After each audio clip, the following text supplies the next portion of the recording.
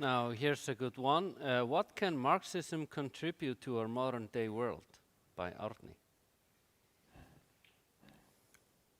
It can contribute Venezuela, and it has.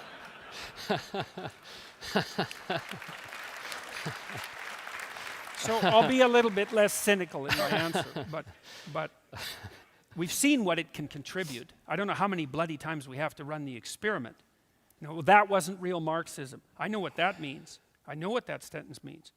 What that means is, well, if I was the dictator, with my profound understanding of Marx's real intent, and my universal benevolent compassion, uncontaminated by any proclivity towards darkness or sin, I would bring on the socialist utopia.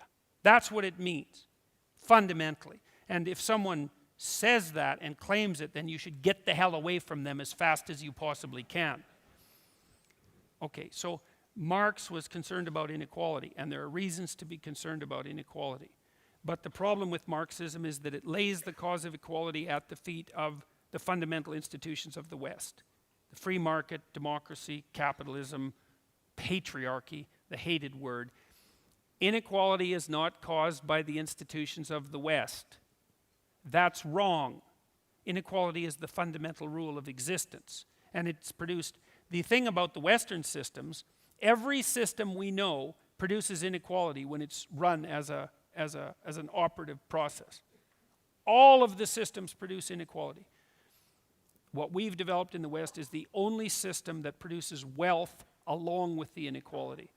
And you might say, well, the wealth isn't equally distributed. It's like, that's true, hence the inequality.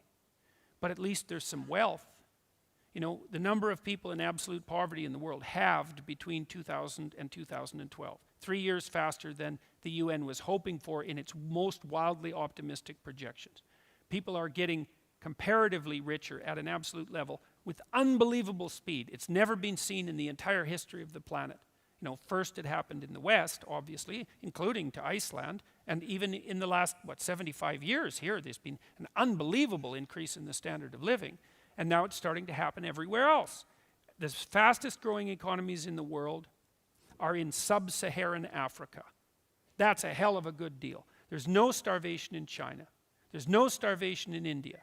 And in the places in the world where there still is starvation, it's because of political reasons. It's not because there isn't enough food. It's because one group of people sets out to starve another group of people to death. It's not a matter of absolute privation. Or because of Marxism. Well, yes, or because of Marxism, right. I think the average Venezuelan has lost something like 17 pounds. You know, it's awful. It's absolutely awful. So I don't think that Marxism has a damn thing. I think Marxism has already contributed enough millions of corpses to have finished with its contributions, personally.